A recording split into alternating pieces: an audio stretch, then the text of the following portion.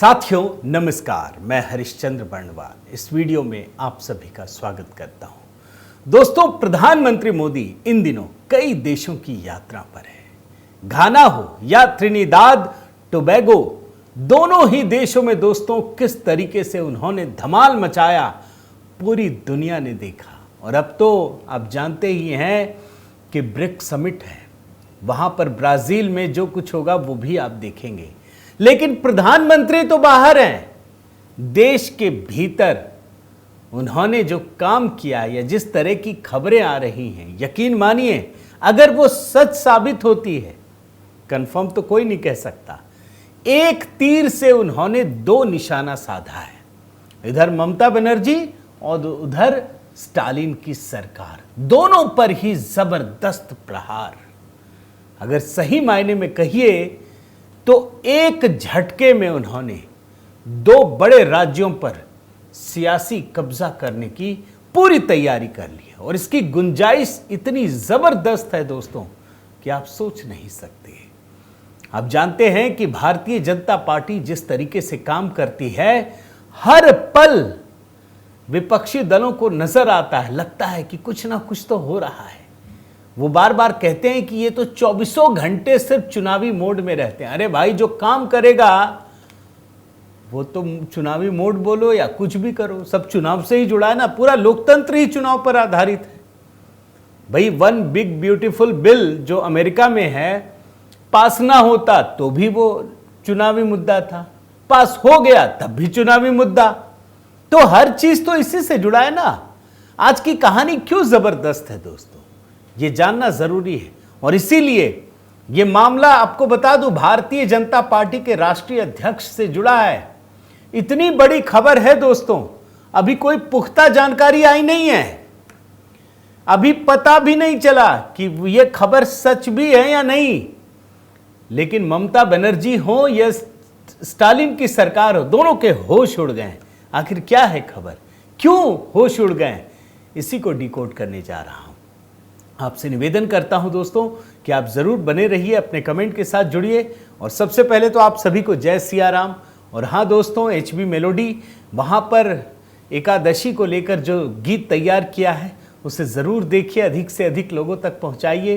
परसों देवशयनी एकादशी का बड़ा ही पावन त्यौहार है दोस्तों, तो ज़रूर इस गीत को आनंद लीजिए, लोगों तक पहुँचाइए। आइए शुरू करते हैं दोस्तों। पहले मैं आपको जानकारी देता हूं कि तमिलनाडु और पश्चिम बंगाल दोनों में अगले साल चुनाव होना है। पश्चिम बंगाल में मार्च अप्रैल को होना है और तमिलनाडु में अप्रैल मई को, हो सकता है साथ ही में हो। अब इस खबर को देखिए क्या लिखा है। क्या बीजेपी को मिलने जा रही पहली महिला राष्ट्रीय अध्यक्ष, जो सूत्रों से खबर आ रही है दोस्तों, वो वास्तव में चौंकाने वाली है। ये खबर दूसरी पार्टियों में तो हो भी नहीं सकती। गांधी परिवार माइनस कर दिए तो कांग्रेस में तो कभी संभव ही नहीं है। वो तो सोनिया गांधी है, गांधी परिवार है, चलो ठीक है। किसी दूसरे पार्टी में, क्या आप मुलायम की पार्टी में, क्या आप राजद पार्टी में, क्या आप आम आदमी पार्टी में, किसी भी पार्टी में कल्पना कर सकते हैं क्या? कर ही नहीं सकते। स्टालिन की पार्टी में, जितनी पार्टियां हैं, झारखंड मुक्ति मोर्चा में, किसी में भी भारतीय जनता पार्टी की महिला राष्ट्रीय अध्यक्ष होने जा रही हैं। और खास बात क्या है, जिन महिलाओं के नाम इस दौड़ में आगे चल रहे हैं उनका नाम आपको केवल बता देता हूं। निर्मला सीतारमण वित्त मंत्री, सांसद पुरंदेश्वरी, विधायक वनथी श्रीनिवासन। गौर करने वाली बात जानते क्या है, तीनों दक्षिण भारत से हैं। ये राहुल गांधी कहते हैं कि दक्षिण भारत में बीजेपी कहां है, लो सबसे बड़ी नेता आपको वहीं से मिल रहा है। मैं तीनों के बारे में एक एक करके जरा आपको बताता हूं, फिर आपको समझ में आएगा कि स्टालिन हो या ममता बनर्जी क्यों खार खाए हुए, क्यों खौफ खाए हुए। ये बात पहले आप निर्मला सीतारमण केंद्रीय वित्त मंत्री हैं इस समय में भी, और बहुत ही महत्वपूर्ण भूमिका में है दोस्तों। अभी इनकी मुलाकात राष्ट्रीय अध्यक्ष JP नड्डा और महासचिव BL संतोष से भी हुई थी। अब देखिए उनके प्रमोशन से क्या क्या होगा। दक्षिण भारत में अपनी पकड़ मजबूत कर सकती है भारतीय जनता पार्टी, क्योंकि दक्षिण भारत की ही नेता भारतीय जनता पार्टी की सर्वे सर्वा बन जाएगी। और मोदी सरकार का जो महिला सशक्तिकरण का संकल्प है उसको भी मजबूती मिलेगी। ये पहले वित्त मंत्री थी और उसके बाद इन्होंने ये रक्षा मंत्री का भी जिम्मा संभाल चुकी हैं। इसके बाद दूसरा नाम है दोस्तों डी पुरंदेश्वरी। जरा मैं इनके बारे में थोड़ी थोड़ी बातें बताना चाहता हूं। आंध्र प्रदेश की राजनीति में बड़ा महत्वपूर्ण स्थान है। राज्य में बीजेपी अध्यक्ष का जिम्मा भी है। ये आंध्र प्रदेश से सांसद हैं और सुषमा स्वराज जैसी एक प्रभावशाली वक्ता मानी जाती है, बहुभाषी है। मैं देख रहा था इनको तेलुगु, तमिल, हिंदी, अंग्रेजी, फ्रेंच इन सभी में पकड़ है। 2023 में आंध्र प्रदेश में भाजपा का प्रदेश अध्यक्ष नियुक्त किया गया था और अभी हाल तक वो इस पद पर रही हैं। दक्षिण भारत का एक बहुत बड़ा चेहरा है। तीसरी तस्वीर भी देखिए, ये है वनथी श्रीनिवासन, जानी मानी वकील है और राजनेता बनी है। इस समय तमिलनाडु विधानसभा में कोयंबटूर से भारतीय जनता पार्टी की विधायक हैं। उनका राजनीतिक सफर दोस्तों 1993 में भारतीय जनता पार्टी के साथ जुड़ने से शुरू हुआ। फिर ये तमिलनाडु में राज्य सचिव, महासचिव, राज्य उपाध्यक्ष और अभी बीजेपी महिला मोर्चा की राष्ट्रीय अध्यक्ष नियुक्त किया गया था। अब मैं आपके सामने एक एक करके दोनों राज्यों की बात बताता हूं। क्यों यह महत्वपूर्ण है, क्यों यह मास्टर स्ट्रोक माना जा रहा है। एक तीर से दो निशाना दोस्तों, एक तीर से। अब मैं आपको सबसे पहले तमिलनाडु की बात बता देता हूं। आप जानते हैं ना कि भारतीय जनता पार्टी का एक नया वोट बैंक बनी है महिला वोटर। अब अगर महिला राष्ट्रीय अध्यक्ष होंगी तो महिलाओं में एक बड़ा पॉजिटिव मैसेज जाएगा दोस्तों। और दूसरी बड़ी बात, आप हाल के किसी भी चुनाव को देख लीजिए, जो महिला वोटर हैं दोस्तों वो बढ़ चढ़कर वोटिंग में हिस्सा लेती हैं। उनके काम करने उनकी जो सक्रियता है ना वो हर किसी को चौंका रही है। तो यानी दो तरह से फायदा हो रहा है। एक तो भारतीय जनता पार्टी के साथ जो महिला वोटर है उनमें एक विश्वास जग रहा है कि हाँ भाई ये पार्टी हमारे लिए सोचती है, और उनकी सक्रियता। लेकिन मैं अगर तमिलनाडु की बात करूं तो यहां के आंकड़े तो सबसे चौंकाने वाले हैं दोस्तों। आप जानते हैं तमिलनाडु में, यहां आपको बताया मैंने, यहां जो विधानसभा चुनाव है वो अप्रैल मई 2026 को होना है।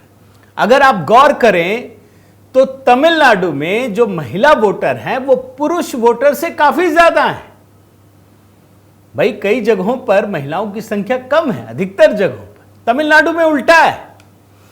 यहां राज्य में पुरुष मतदाताओं की संख्या 3 करोड़ है, लेकिन महिला वोटर्स की संख्या 3.1 करोड़ है, यानी 3 करोड़ 10 लाख से अधिक है।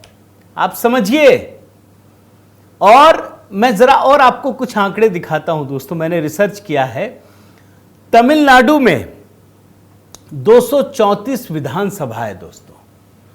और जब मैं आंकड़े देख रहा था, आप ये जानकर हैरान हो जाएंगे कि 234 में से 207 विधानसभा सीटें ऐसी हैं जहां महिला वोटर की संख्या पुरुषों से भी ज्यादा है। 234 में से 207 विधानसभा सीटें। और जो बची हुई भी विधानसभा सीटें हैं ना, वहां जहां पुरुष मतदाता आगे हैं वो भी बहुत कम संख्या में या ना के बराबर। यानी तमिलनाडु में महिला वोटरों की संख्या जबरदस्त है। 36 लोकसभा सीट हैं, 39 हैं वैसे, लेकिन 36 में महिला वोटर्स की संख्या पुरुषों से अधिक है। और भारतीय जनता पार्टी की पूरी नजर है दोस्तों। आप जानते हैं अभी अमित शाह गए थे तो उन्होंने साफ साफ कहा, दावा किया कि इस बार यानी अगले साल जो तमिलनाडु में चुनाव होगा, इस बार भगवा लहराना है। और उन्होंने तमाम तरीके से कोशिशें की थी दोस्तों। AIADMK के साथ जो गठबंधन हुआ वो इसी की वजह से हुआ था। और आपने देखा होगा दोस्तों कि 2021 का जो विधानसभा चुनाव है और उसके बाद 2024 का लोकसभा चुनाव, भारतीय जनता पार्टी के वोट में भारी उछाल आया था। डीएमके के वोट में भारी गिरावट आई थी। डीएमके के वोट में विधानसभा से लोकसभा चुनाव के सफर में 6% तक की गिरावट आई, जबकि भाजपा के वोट में 3 गुना वृद्धि हुई। अब देखिए, पिछले विधानसभा चुनाव की बात कहता हूं, 2021 की। एआईएडीएमके के नेतृत्व में एनडीए गठबंधन को 39.71% वोट मिले। एआईएडीएमके को 66 सीट, भाजपा को 4 सीट। उस समय गठबंधन था दोस्तों, जबकि डीएमके को, जो उसके नेतृत्व में चुनाव हुआ, 45.38%, यानी दोनों के बीच जो वोट का अंतर था वो सिर्फ 5.67% वोटों का अंतर था। अभी जब अमित शाह गए तमिलनाडु तो उन्होंने पूरी कोशिश की। वो चाहते तो अकेले भी लड़ सकते थे। भारतीय जनता पार्टी ने बहुत अच्छा काम किया, लेकिन स्टालिन को हराना जरूरी है और भाजपा अकेले ये काम नहीं कर सकती, एआईएडीएमके भी नहीं कर सकती।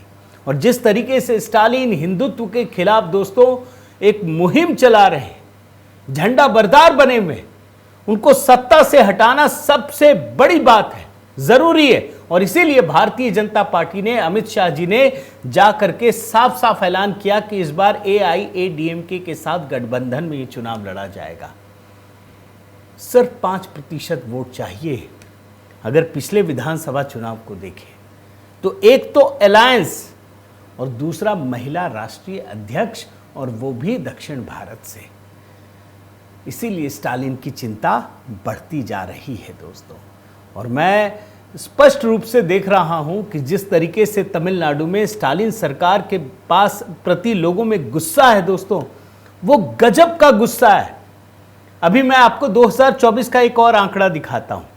इस जो लेटेस्ट लोकसभा चुनाव है, भारतीय जनता पार्टी ने अकेले चुनाव लड़ा था दोस्तों, और दुनिया भर में किसी को यह विश्वास नहीं हो सकता कि भारतीय जनता पार्टी ने इतने वोट हासिल किए। पहली बार इतिहास में भाजपा ने अकेले लड़कर 11.24% वोट हासिल किए थे।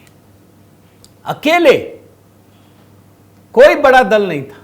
एआईएडीएमके को 20.46%, और कई जगहों पर तो भाजपा ने एआईएडीएमके को भी पीछे धकेल दिया।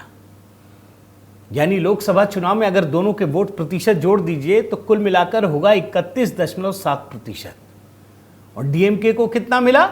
सिर्फ 26.93%।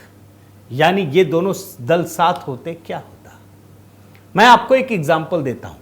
ये सीट है कोयंबटूर। उस समय भाजपा के अध्यक्ष के अन्नामलाई ने वहां से चुनाव लड़ा। जानते हैं दोस्तों कितने वोट मिले अन्नामलाई को? 5.6 लाख वोट। एआईएडीएमके को 2.4 लाख वोट। दोनों अगर मिलकर चुनाव लड़ते तो डीएमके के कैंडिडेट को हराया जा सकता था। हरा नहीं पाए। क्यों? क्योंकि दोनों ने अलग अलग चुनाव लड़ा था और इसी वजह से हरा नहीं पाए। तो तमिलनाडु में स्थिति पूरी बदल रही है, और एक महिला राष्ट्रीय अध्यक्ष के चुने जाने से आप यकीन मानिए स्टालिन की हालत बहुत ही खस्ता है। वो डरे हुए हैं। अब आप बंगाल में आ जाइए। बंगाल में एक खेल चलता है दोस्तों, आप जानते हैं ना, बाहरी बनाम भीतरी। ममता बनर्जी अगर खुद बिहारी बाबू यानी शत्रुघ्न सिन्हा, अगर खुद कीर्ति आजाद जो बिहार के हैं, अगर खुद यूसुफ पठान जो गुजरात के हैं, उनको चुनाव लड़ाती हैं तो सब अंदरी हो जाते हैं।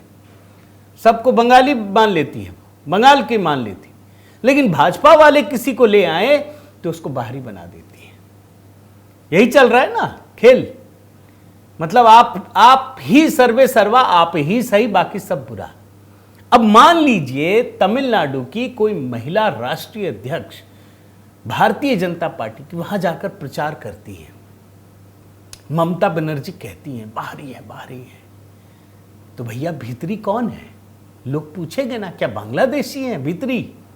और अगर वो तमिलनाडु की एक महिला जो भाजपा की राष्ट्रीय अध्यक्ष है उनको बाहरी बोलती है तो इसका सीधा असर आपको तमिलनाडु में भी देखने को मिलेगा। यानी ये जो ममता बनर्जी और स्टालिन की जुगलबंदी है, इसका भी खेल साफ नजर आएगा दोस्तों। ये बंगाल और तमिलनाडु की जो खेल चल रहे हैं ना, कि ये बोलते तुम बाहरी, वो बोलते तुम बाहरी, तो तय कर लो भाई कि कौन बाहरी है, तमिलनाडु का आदमी बाहरी है या बंगाल का आदमी बाहरी है, या दोनों भारतीय है। जो भाजपा का काम है, हर किसी को भारतीय मानकर वो काम करती है। तो पहला तो ये जो सबसे बड़ा खेल चल रहा है ना बंगाल में दोस्तों, उस पर असर पड़ेगा, ये बात आप समझ जाइए। और अभी जब राष्ट्रीय अध्यक्ष की चर्चा चल रही है, तो बंगाल में दोस्तों जो राज्य का अध्यक्ष बनाया गया उनका नाम है समीक भट्टाचार्य। ये बसीरहाट दक्षिण सीट से उपचुनाव जीतकर विधानसभा पहुंचे हैं। लंबे समय से भाजपा में रहे हैं, संघ के प्रति इनकी निष्ठा है, लंबा संगठनात्मक अनुभव है। लेकिन मैं महिला राष्ट्रीय अध्यक्ष की बात आपके सामने रखता हूं। बंगाल में कुल दोस्तों 7.18 करोड़ मतदाता हैं, करीब करीब 7.25 करोड़ से कम है। महिलाओं की संख्या 3.15 करोड़ यानी 3 करोड़ 15 लाख के करीब है। और आप यकीन मानिए, जो बंगाल में भी महिला मतदाता हैं वो बढ़ चढ़कर काम करती हैं दोस्तों। आप समझ लीजिए, ये जो ममता बनर्जी की जीत हुई है ना, उसमें महिलाओं का योगदान है बहुत बड़ा। महिलाएं न केवल राजनीति में बढ़ चढ़कर हिस्सा लेती हैं, बल्कि वोटिंग प्रक्रिया में भी पूरी निष्ठा के साथ भाग लेती हैं। अभी जो पिछली बार ममता बनर्जी की जीत हुई थी, आप देखिएगा, कोई भी घटना हो जाए किसी भी तरह की, ममता बनर्जी महिलाओं को लेकर के बड़ा एकदम रेला निकालती है। लोगों में एक तस्वीर छप जाती है, मां माटी मानुस, यह उनका नारा है। लेकिन सवाल है कि जिस समय भारतीय जनता पार्टी का एक महिला राष्ट्रीय अध्यक्ष होगा, आप खुद सोचिए बंगाल में इसका कितना व्यापक असर पड़ेगा। और अभी आप हाल की घटनाओं को लीजिए, बंगाल की महिलाएं डरी भी हैं, बंगाल की महिलाएं असुरक्षा में हैं। आप बिल्कुल लेटेस्ट एग्जाम्पल लीजिए भाई, मैं बाकी घटनाओं को पल भर के लिए छोड़ दूं। ये कल्याण बनर्जी और महुआ मोइत्रा के बीच जो चल रहा है वो आपने देखा होगा।